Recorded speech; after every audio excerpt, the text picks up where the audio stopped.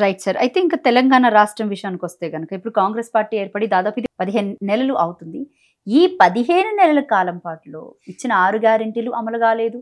అటు ప్రజలు కూడా అసంతృప్తిగానే ఉన్నారు. అంటే బేసిక్‌గా ఇది నేను డిక్లేర్ చేసినటువంటి మాట కాదు. నేను గ్రౌండ్‌లోకెళ్ళిన తర్వాత నాకు తెలిసినటువంటి మాటని నేను మీ ముందు పెడుతున్నాను. అయితే ఈ కుటుంబ పాలన అని రీసెంట్‌గా తీసుకొచ్చి ప్రజల్లో సభలు పెట్టి ఈ విధమైన కామెంట్స్ చేస్తున్నారు. దీన్ని మనం ఏ విధంగా చూడొచ్చు? అంటే ఓ పక్క నుంచి పాలన సరిగ్గా లేదు. ఓ పక్క నుంచి కుటుంబ పాలన చేశారని ఇన్ని రోజుల నుంచి ప్రతిపక్ష పార్టీ వాళ్ళని ఆరోపిస్తున్నారే తప్ప అంటే ఈ రాజకీయ కోణాన్ని మనం ఏ విధంగా చూడొచ్చు? మీరే చూస్తున్నారు, ఇంకే విధంగా చూస్తారు. ఇప్పుడు చేతగానోడు మాట్లాడే మాటలు మనకు తెలివాయా? గొప్పలు చెప్తారు, మాట దాటిస్తారు, లేకపోతే మురిపించే విధంగా కథలు చెప్తారు. ఇవి రాజకీయాలలో మరింత ఎక్కువైనాయి, కనపడడం లేదా? నువ్వు 5 గ్యారంటీలు, 6 గ్యారంటీలు, 420 హామీలు. అసలు ఇస్తామని చెప్పే ముందు వీటన్నిటికీ ఎంత డబ్బు అవుతుందో ఎప్పుడని చెప్పారా? చర్చకొచ్చారా? లేదు. మరి ఎంత అవుతుందో తెలియకుండా ఎందుకు చెప్పారనే మాటకు సమాధానం వస్తున్నదా? అసెంబ్లీలో మాత్రం చర్చ జరిగింది దీని మీద. ఏమని? బీఆర్ఎస్ పార్టీ చేసినటువంటి అప్పులే మేము వడ్డీలు కట్టడానికి మాకు డబ్బులు సరిపోతున్నాయి, 6 గ్యారెంటీలు అమలు చేయలేకపోతున్నాము అని ఒప్పుకున్నాడు. ఇగో మన దృష్టం ఇదే. మీడియా 4వ స్తంభం. వాళ్ళు అంటున్నారనేది మీరు ప్రసారం చేస్తున్నారు. కానీ చెప్పే ముందు చేస్తే మంచిది కదా అన్నాం. అప్పులా? వీళ్ళకేమన్నా అప్పుల గురించి తెలుసా? అభివృద్ధి గురించి తెలుసా? ఎంత డబ్బు కావాలో తెలుసా?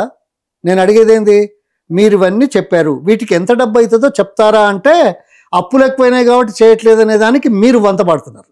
అది ప్రచారం చేసుకుంటూ.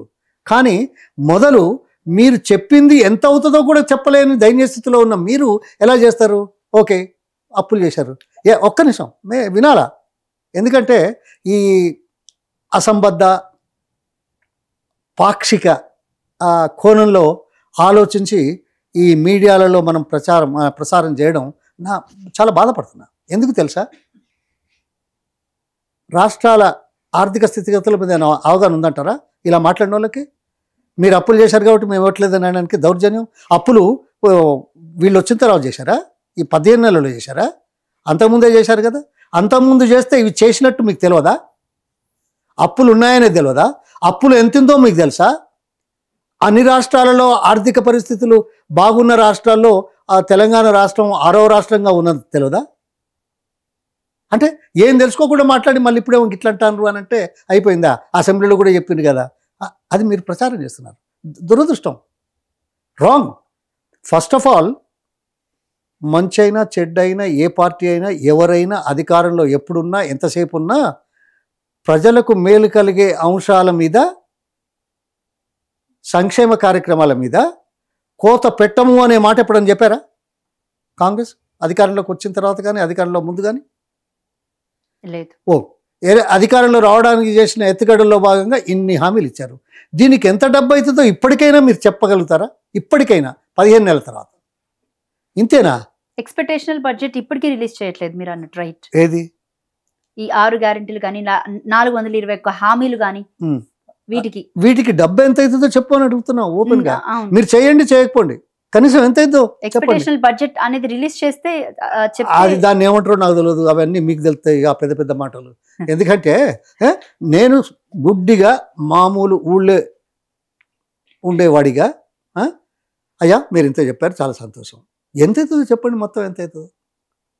ఇలా నేనేం అనడం లేదు కదా, విమర్శించట్లేదు కదా, తిట్టట్లేదు కదా, నోరు జారట్లేదు కదా, దబాయించట్లేదు కదా.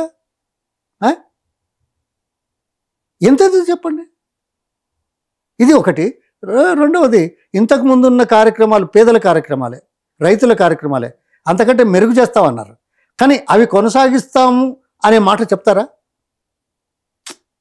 అది చెప్పట్లేదు. కొత్తగా అయిందని ఇంకా డెడ్ లైన్లు పెట్టారు. మూసీ ప్రక్షాళన 1,55,000 కోట్లు 6 సంవత్సరాలు. ఎంత అవుతుందమ్మా సంవత్సరానికి? 25,000 కోట్ల. 40,000 అదేంది 20,000 మెగావాట్ల గ్రీన్ పవర్ ఎంత అవుతుంది? 6 కోట్లు 1 మెగావాట్కి వేసిన 1,20,000 కోట్లు. అది కూడా 6 ఏళ్ళు. అది ఎంత అవుతుంది? 20 అవుతుందా? 24 లక్షల ఏండ్లు 15 నెలలు అయిపోయింది. ఆ ఇందిరమ్మ ఇండ్లు ఉన్నాయే తయారైనయే ఇచ్చే పరిస్థితి లేదు.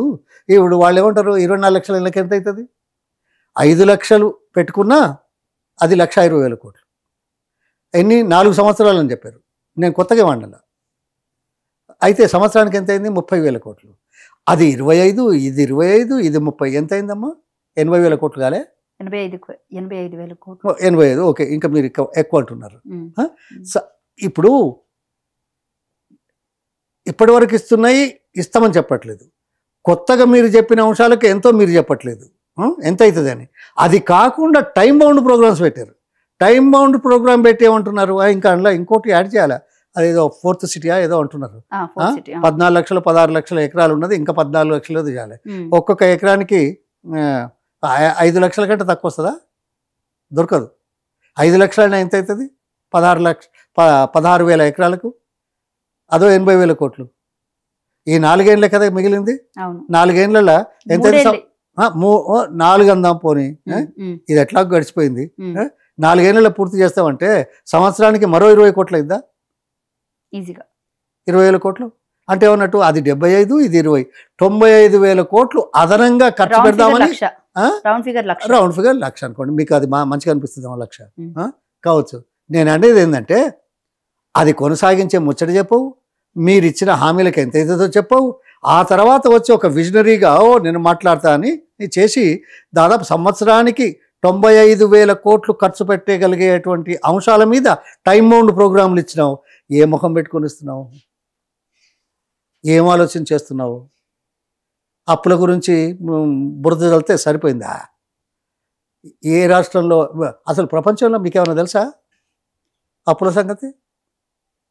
ఈ రాష్ట్రం చాలా మెరుగైన రాష్ట్రం. 27-28% మాత్రమే ఉంది సంపదలో ఒకట. భారతదేశ అప్పులు ఏందో తెలుసా? గతంలో 78-80 ఉండి ఇప్పుడు 84-85 ఏదో వచ్చింది. అమెరికాలో అప్పులు ఎట్లా ఉన్నాయో తెలుసా? సంపదకు అప్పులకు 119% ఉంది. అంటే 100 రూపాయల సంపద అయితే 119 రూపాయల అప్పు. జపాన్లో ఎంత ఉందో తెలుసా? మీకు ఆర్థికం గురించి ఏం తెలుసు? ప్రజలకు మేలు చేయాలనే తపన ఉంటే చేసే విధంగా ఆలోచన చేయాలి. అది లేదు, ఊరికే దాటిద్దాం, బురదలు రాయని దాటిద్దాం. ఇవన్నీ ఇంతకుముందే చెప్పిన. కుటుంబ పాలన విషయం మీద మీ కామెంట్ ఏంటి సార్? కుటుంబ పాలన అంటే ప్రతిపక్ష పార్టీలో కనబడుతుందా లేకపోతే అక్కడ ప్రభుత్వంలో కనబడుతుంది అంటారు? అన్నీ మీరే చూస్తున్నారు కదా. నేను చెప్తే రాజకీయం అవుతుంది. అయ్యో, నేను చెప్తే రాజకీయం అవుతుంది. అంటే దాన్ని రాజకీయం చేసి మరి ప్రజల్లోకి తీసుకెళ్లారు కదా గతంలో. తీసుకెళ్తారు. అందుకే ఇప్పుడు 6 హామీలు, 6 గ్యారంటీలు, 420 హామీలు ప్రజలకు తీసుకెళ్తేనే కదా ఏదో 1.8% అంటే ఒక్క ఓటు కాంగ్రెస్కి వేసిన వాళ్ళు వేయకుండా ప్రతిపక్ష పార్టీకి వేస్తే వీళ్ళు వచ్చేది కాదు కదా. ఒక్క మనిషి చేంజ్ అయితే మనసు. ఇది మోసం చేయడానికి చేసిన ఎత్తుగడల్లో ఆ ఒక్క మనిషిని వాళ్ళు గుంజుకున్నారు, అంతే తేడా. ఇది సాధారణంగా జనంలో వస్తుంది. ఇంతకుముందు చూసాం రాజకీయాల్లో. కూడా అనేది కుటుంబ పాలన. మీరే చెప్తున్నారు ఇప్పుడు ఎంతమంది ఉన్నారు, ఎన్ని ఇళ్లలో ఉన్నారు. ఇక అందరి పేర్లు నేను చెప్పే బదులు ఇంతకుముందు ఎవరో మ్యాప్ వేశారు. నేనే చెప్తాను. పేర్లతో మీరు ఏమైనా చెప్పండి. నేను అనేది కోమటిరెడ్డి వెంకటరెడ్డి, కోమటిరెడ్డి రాజగోపాల్ రెడ్డి అన్నదమ్ముళ్ళు. అన్న మంత్రి, తమ్ముడేమో ఎమ్మెల్యే. ఉత్తమ్ కుమార్ రెడ్డి మంత్రి, ఉత్తమ్ కుమార్ రెడ్డి వైఫ్ ఏమో ఎమ్మెల్యే కోదాడి నుంచి. బట్టి విక్రమార్క డిప్యూటీ సీఎం, ఆయన తమ్ముడేమో మల్లు రవి ఏమో ఎంపీ. దాని తర్వాత ఇటు రేవంత్ రెడ్డి ఏమో సీఎం. వాళ్ళేమో ప్రజాప్రతినిధి కాకపోయినా కూడా ప్రజల్లోకి వెళ్ళి సేవ చేయడం తప్పు కాదు అని చెప్పేసి రిపబ్లిక్ డే రోజు పెట్టినటువంటి మీటింగ్ ఏదైతే ఉందో ఆ మీటింగ్ సందర్భంగా ఆయన ఒక మాట కూడా డిక్లేర్ చేశాడు. నా తర్వాత నా అన్ననే అన్నట్టు ఆయన మాట్లాడారు. సో ఇంకా ఉన్నారు చాలా మంది లిస్ట్ అవుట్ చేయాలంటే చేయలేదా? ఈ ప్రశ్న అడుక్కుంటూ చేయకుండా ఉంటే బాగుంటుందా? నేను చెప్తే రాజకీయం అవుతుంది. అందుకే కదా సార్. అదే జానారెడ్డి గారి ఇంట్లో లేరా? ఉన్నారు కదా. ఇంకా వేరే ఇంట్లో లేరా? ఎవరేం పని చేస్తున్నారు? ఎంపీ కొడుకేమో ఎమ్మెల్యే కనబడుతున్నారు కదా. మరి అటువంటిప్పుడు దాని గురించి ఖండించాల్సిన అవసరం మీదా మాదా? మేము మాట్లాడితే వాళ్ళు మాట్లాడిన రాజకీయం అయితే విధంగానే కుటుంబ పాలన మాట్లాడినప్పుడు ఏ పార్టీలో కుటుంబ పాలన కనపడుతుందో నేను చూపించే ప్రయత్నమే చేస్తున్నాను. Very good, thank you. కానీ ఏదో బురదలు రాయేసి దాటే బాపతి ఇవన్నీ వాస్తవాలను గుర్తించి వాస్తవాలకు అనుగుణంగా పనిచేద్దామనే ఆలోచన లేని వాళ్ళు చేసే పని ఇది. రాజకీయాల్లో జరుగుతూనే ఉన్నది, దాన్ని ఎదుర్కోవడం మన విషయం. ప్రజలు తెలుసుకునేటట్టుగా చేయాల్సిన బాధ్యత మనందరిది. అవును, అదే చేయాలి. Right sir. అయితే ఇంకొక విషయానికి వస్తే కనుక తెలంగాణ రాష్ట్రంలో ఆడబిడ్డలు ఎంతమంది ఉన్నారో మీకు ఏమైనా అవగాహన ఉందా? నేను అంటే మిమ్మల్ని ఈ క్వశ్చన్ అడగడం కరెక్ట్ కాదు. ఎందుకు కాదు అంటే మీకైతే ఇంకా క్లియర్ గా తెలుస్తుంది. నేనైతే I'm part of the whole thing కదా. ఎందుకు లేదు, సాధారణంగా 50% చెరసగం అంటాం. నిన్న గణాంకాలు తెలంగాణలో ఏదో వచ్చింది, 99 మందికి 100 పురుషులని 1% తేడా ఉన్నట్టుంది.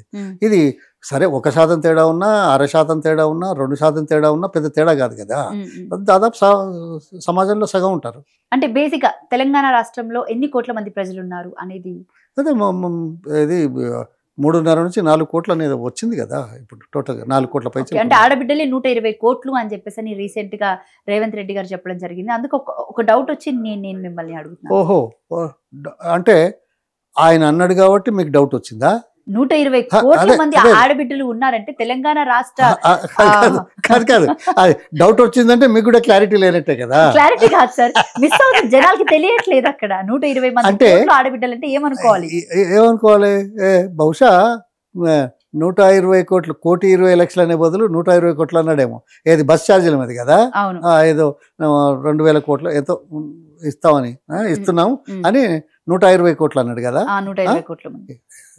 ఓ ఆలోచన సరిగ్గా లేకపోతే, మన ఆలోచన మన సబ్జెక్ట్ మీద లేకపోతే, ఏదో నోటికొచ్చింది వాగడం వల్ల చేసే ప్రయత్నాలలో ఆయన ఉన్నాడు.